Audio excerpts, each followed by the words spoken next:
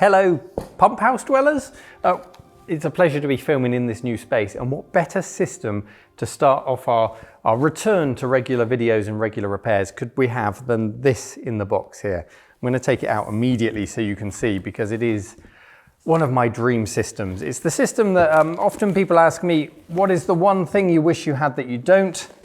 And it's this beautiful machine, the Amiga 3000. In my opinion, not just the best looking Amiga, but perhaps the best looking desktop computer of all time. Now, I've been searching for years to get my hands on one of these, and they do come up from time to time, but they're usually in a poor condition for a very high price, and it's not a balance that I'm comfortable with even to do a trash to treasure on. But on this occasion, I'm pleased to say the Amiga boing balls aligned, because this is just an empty case in fantastic condition. But I also had a friend on standby with a working Amiga 3000 board, I hope it's still working, that we can drop in here. The only thing I haven't found so far is the Amiga 3000 specific mouse, which is not like the old Amiga tank mouse. It's nicknamed the pregnant mouse because of the shape of it. So we'll see if we can get a hold of one of those, but we can still use a tank mouse to test it. So everything has come together for me to build an Amiga 3000 and for us to learn all about it and what makes it so special. But first, just look how gorgeous this thing is. The simple lines, the way the disk drive is incorporated into the shape of the case itself rather than just being square on. It's just beautiful. Somehow this example hasn't yellowed. It's in wonderful condition with perhaps just a small scratch on the top where a monitor's been. I couldn't have asked for a better case as the foundation for our 3000 build. Now, before we get into it, let's learn a little bit about the background of the Amiga 3000, where it sits in the Amiga range, and why it excites me so much.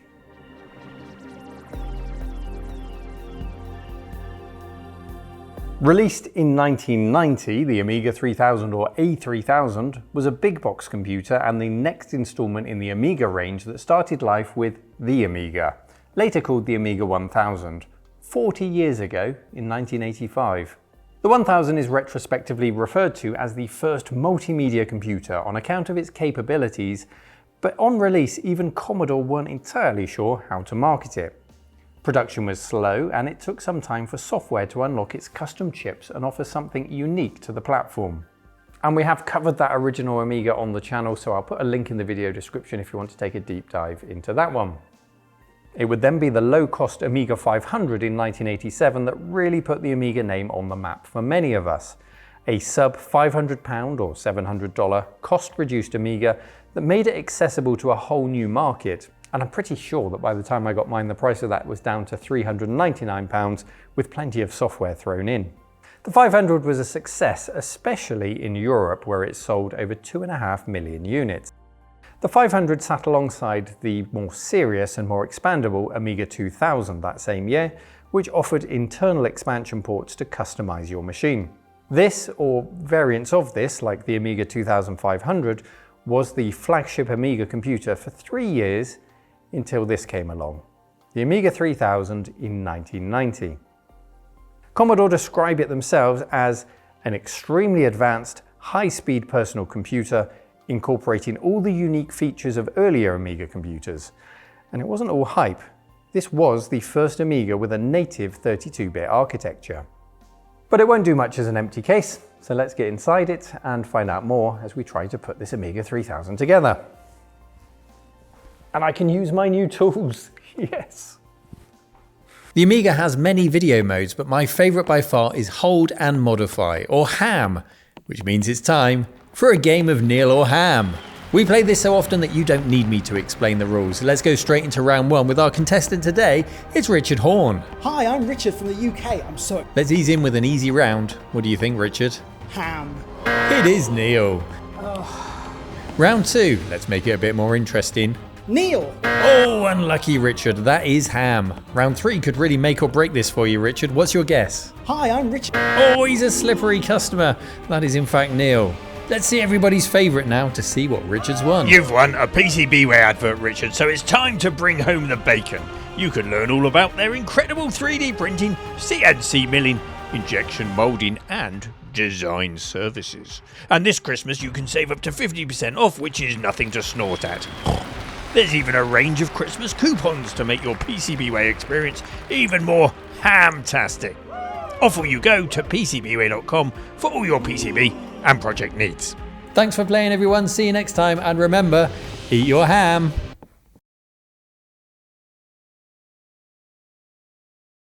Let's open her up then. And Richard will be joining us later. He's got a few jobs on this morning, and then he's going to come and cast his eye over the PSU with us. I'm not sure if we will need to put a load on the PSU like other Amigas for it to kick into life, but we'll check that out when we get to it. So, screws on the side to undo. First screw on the floor. That's what I bought this tray for. Let's put the screws in there. Oh, we've still got the feet on there as well. I think they're the original cork feet.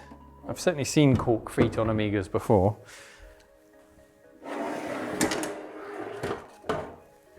Oh wow, we've got a hard disk in there as well.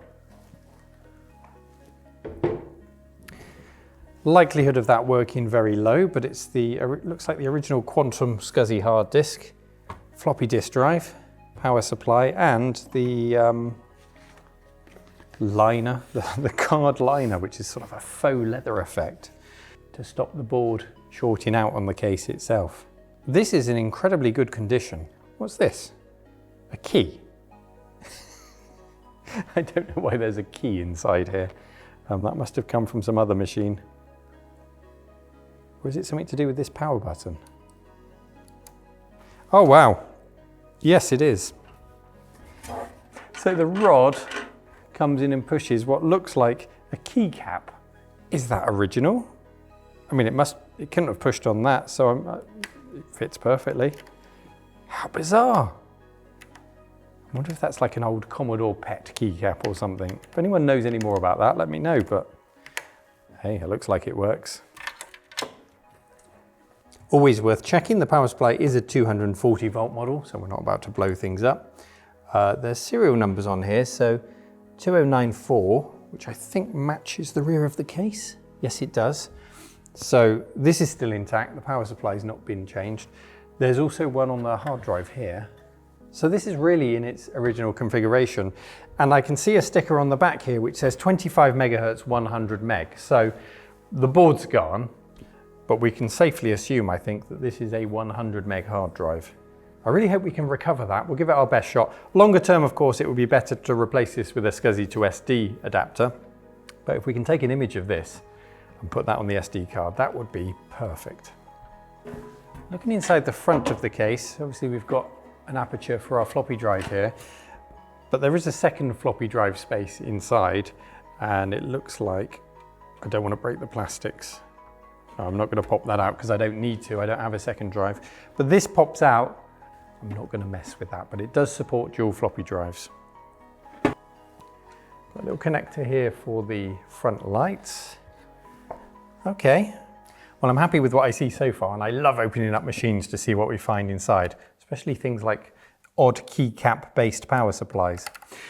Now this isn't the only model of 3000 that was out there. There were 5 different types of model. There were the desktop models like this. So the 3000/16 had a 16 megahertz CPU. There was the 25 with the 25 megahertz CPU, and the 3000UX, which is a 25, but it came with Unix. Then there were 2 tower models, the 3000T, which was originally slated to be called the 3500 apparently, and that had a 25 megahertz CPU and more expansion slots than the desktop version. And the 3000T40, which had an upgraded A3640, that's a Motorola 68040 CPU card if you wanted maximum power and expandability. And those tower Amiga 3000s are extremely rare. You'll be very lucky to come across one of those. Christmas has come early. These are the guts for our 3000 that we're going to drop in here today. So let's see. I'm interested to see if we've got the 16 or the 25 model. Oh, well, I'm pleased to see for a start it's come with the daughter board, because apparently these things don't boot unless you've got the daughter board expansion card in there. So we'll look at that in a bit.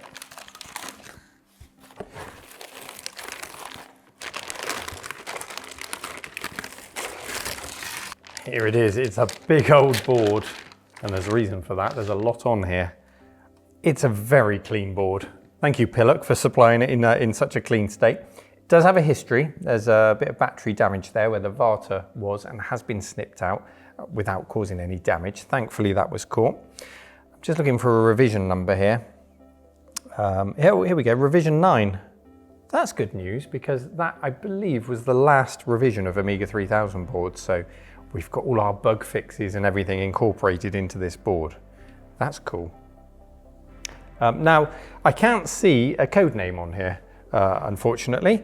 We've got things like Rock Lobster on the Amiga 500 or Junebug, the 600, code names named after B-52 songs which are on the board, but sadly the 3000 is too serious for that, so we've just got Commodore B2 and a revision number and the initials of the people involved in creating it. Initials like DH, which I assume is Dave Haney. Our CPU is here. I can see it is a 16 megahertz model soldered onto the board there. So we haven't got the beastly 25 megahertz model. Over here's the maths coprocessor.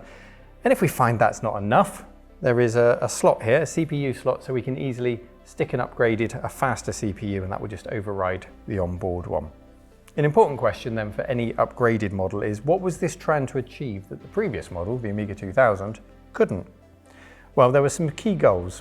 The first was to create the first 32-bit Amiga computer, and it came with a new version of the operating system, Amiga DOS 2, which aimed to present the machine in a more professional light than the previous version. Or some might argue a more grey light, because I liked the oranges and blues of the original, but it was a smart move for a workstation machine. I can see here we've got some later Kickstart ROMs, Kickstart 40.68, an ESCOM labelled Kickstart ROM from 1994. ESCOM, of course, who bought Commodore after they went bust. So everything about this is pretty much the newest 3000 we could have got, the latest or the last 3000. The next thing, and the reason there's so much going on here, is because Commodore wanted to take all of the common upgrades that people put in their Amiga 2000s and bake them right onto the board. So it's got a built-in hard disk controller, it's got a built-in scan doubler, meaning that this Amiga natively outputs to a 15 or a nice flicker-free 31 kilohertz monitor. And we're not going to be using this over RF on my Sanyo TV. This is a serious machine for playing speedball on. No, stop that. A serious machine for doing spreadsheets and all of that stuff on. The 15 kilohertz signal is doubled in hardware, so you can use a regular VGA PC monitor if you want to.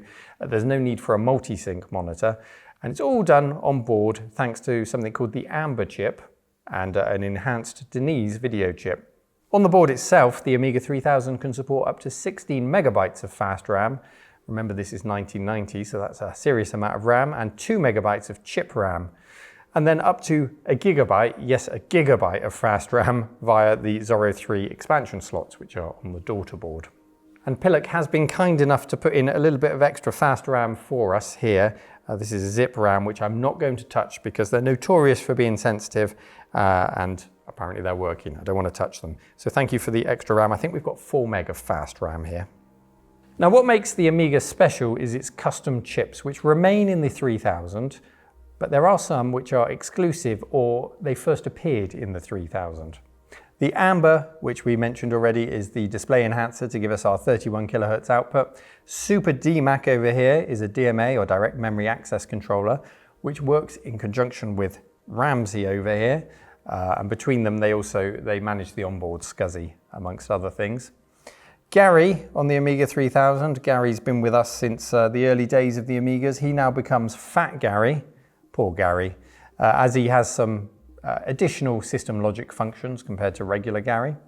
And there's a new Fat Agnes chip which doubled the amount of accessible chip RAM, and Fat Agnes over here. And many of the improved chips here that weren't exclusive to the 3000 would go on to be put into the Amiga 500 Plus and other Amigas in the range. There's a Buster chip to manage the expansion ports, and in the 3000 this is upgraded to Super Buster. And the only chip that isn't upgraded in some small way is Paula, the sound chip, because it does what it does and it does it well. So that's the same old Paula that we'd find in any other Amiga, pumping out the tunes.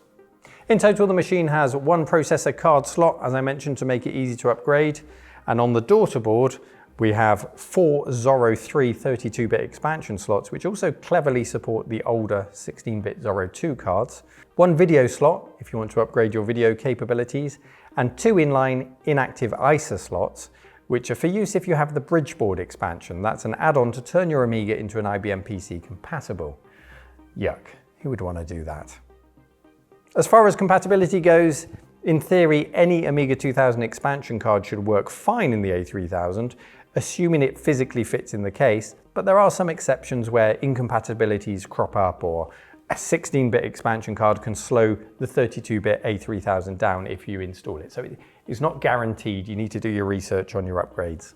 And while the board itself didn't get a code name, it is reported that the Amber chip over here was named after the daughter of the designer of that chip.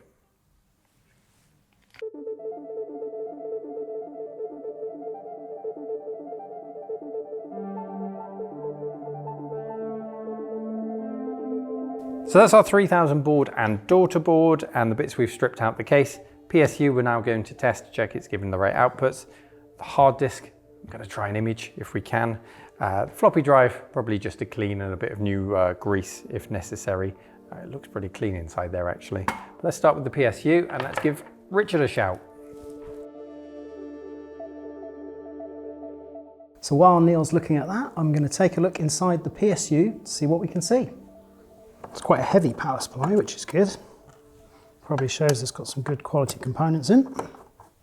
The lighter they get, the cheaper they get.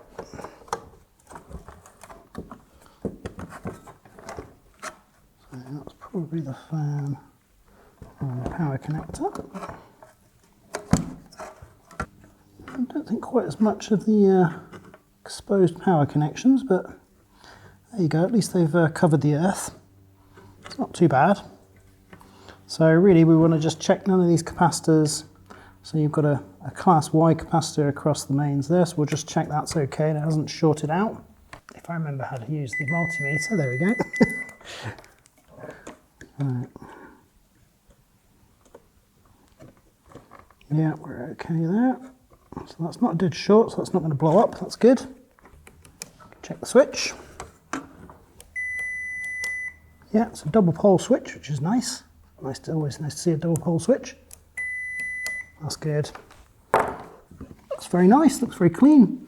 We have got a little adjustable pot, which is good. So when we measure the output, we'll just see whether or not, I presume these are hard disk style connections. So that should be 5 volts, 12 volts and 2 grounds. And the rest of it is coming through there. So we can see what other power we've got. But there's probably quite a few by the looks of things. Definitely going to be a few negative rails on there. That's probably what the purple does. Some of these sort of original switch mode power supplies did require a bit of load on them just to stabilize the voltages. So we could put something on the hard drive connection, which might be a good idea. It might also have a link on the motherboard to power this up, so it might actually just stay dead until that's plugged in. So that's the other thing. ATX power supplies have a link you have to effectively bridge. Not that this is an ATX, but it's sort of similar in design, so we might have to do that, or at least look at the schematic or what's on the board. But other than that, we can at least try it.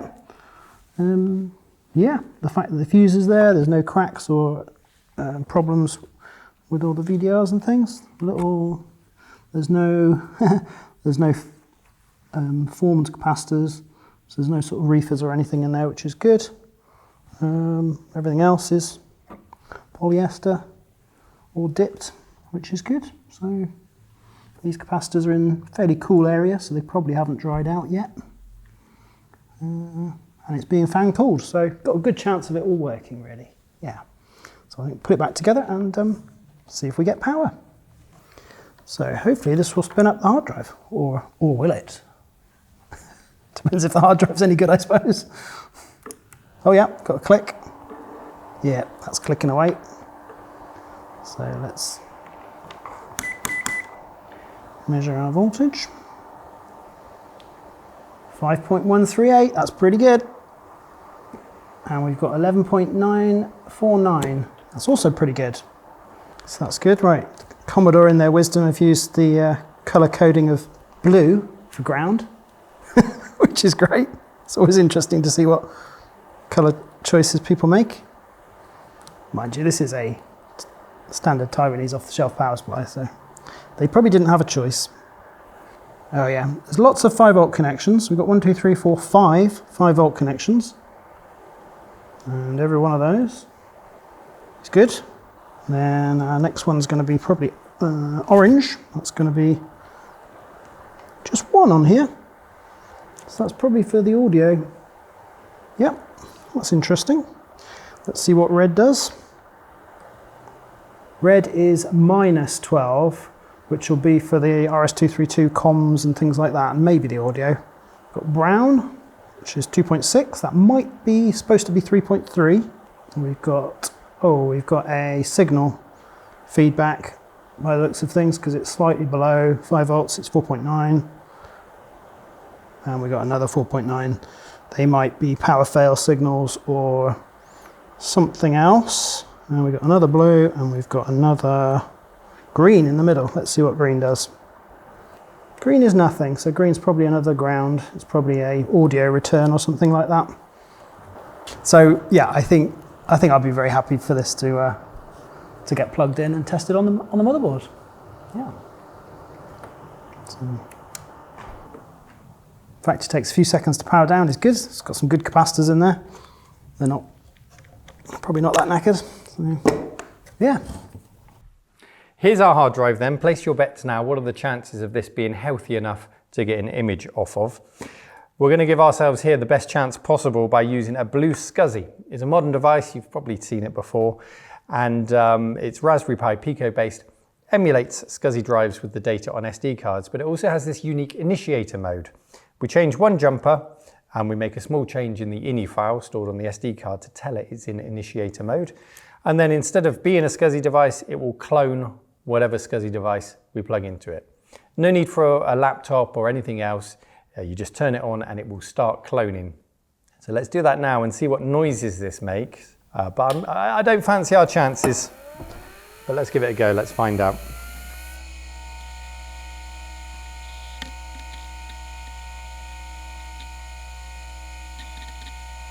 I was expecting it to make a lot more chunky noises than that, to be honest, but it seems to be working. The activity light on the Blue SCSI means it's reading, and then if we leave it long enough, which shouldn't take too long, being just a 100 meg drive, there we go. At the end, we just get a slow flash to say it's complete. And then if we open up the log file on the SD card, I can see here that it's gone through absolutely fine to 100% and it's completed the image. So that means that drive appears to be working. Richard's done the power supply, checked the power supply over, hard drive's ready, and I think that means we can now build our A3000 and do our first power on test. I'm excited. Let's go and do it. Oh, mustn't forget the hard drive.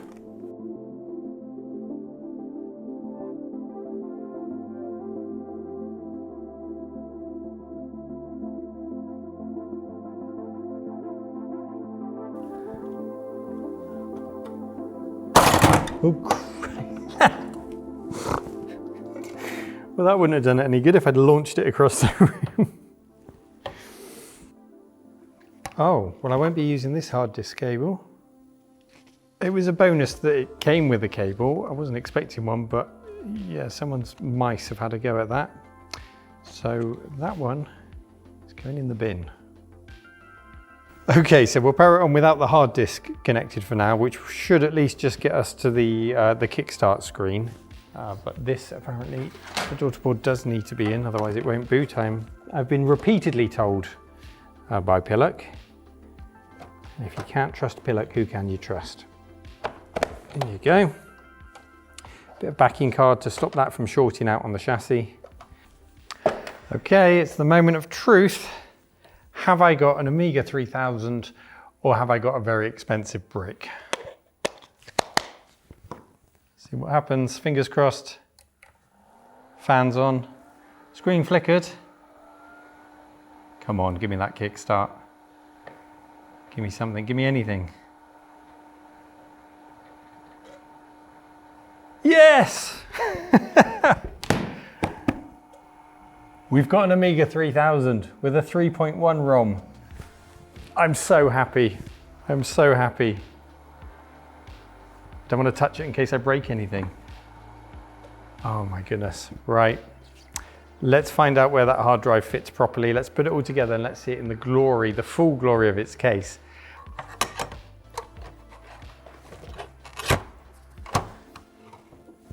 I put it back together loosely, just so we can enjoy the look of it. And the hard drive is connected, so let's fire it up and see if there's anything on it. That fan is a little bit noisy. I wouldn't mind replacing the fan in the PSU at some point. I guess it's authentic. Not a DOS disk in device, WB_2.x. I would hazard a guess that whoever had this before just blatted the disk before they sold it, just to remove any information that might be on there. That would make sense. But if that means something to you and you're an Amiga expert, let me know. I'll be happy to try something in our next episode. I will be replacing the hard disk anyway with a blue SCSI. It just makes setup easier if I can work from an image, but it's fine. We'll do a clean install on the blue SCSI, and let's put a floppy disk in. I got in my pocket. Lemmings. Let's see if that works and see if our floppy drive is working. This drive should take priority. Are our power lights coming on, by the way? Let's come around the other side to see. No. I hope they're not broken. I really hope they're not broken. This drive seems to be doing something though. Yeah, Lemmings works. Albeit with some very blue imagery. That could just be the cable.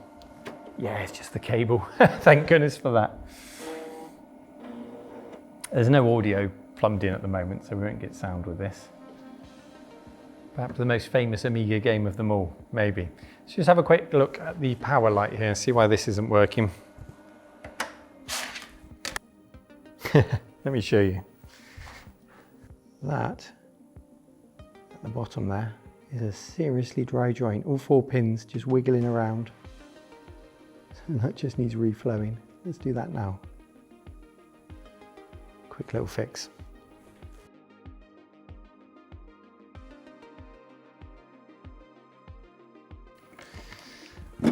Power on again. Let's see if we've got a light. Yay! We've got a power light. That was a nice quick fix. And it looks so much happier for having a light. And I think that puts us in a pretty good position to wrap things up today for the next episode. So what do we need for the next episode? A less noisy fan. Let's turn that off because it's bugging me here. I don't know how much you can hear of it. SCSI to SD, so let's replace that hard drive, configure it, get it set up and working. A monitor that really suits. I want a 31 gigahertz monitor that really sits on here nicely. Not any old PC monitor. It wants to be something that completes the look. A keyboard. Need a keyboard, of course, and the 3000 had a specific keyboard that came with it. And I'm not going to hold my breath for the pregnant mouse. So we'll probably end up just using a tank mouse or some other standard mouse. But if anyone's got any leads out there for the Amiga 3000 specific mouse, please let me know. As always, thank you for taking the time to watch and lust after Amigas in the same way that I do. When this is complete, it will be on display in the museum for people to look at and try out from time to time. If you'd like to come and visit us at the Retro Collective, head to retrocollective.co.uk. And if you'd like to support what we do, head to patreon.com/the Retro Collective. Thanks for taking the time to watch, and I'll see you next time when this should be complete and stunning. I can't wait. Bye-bye.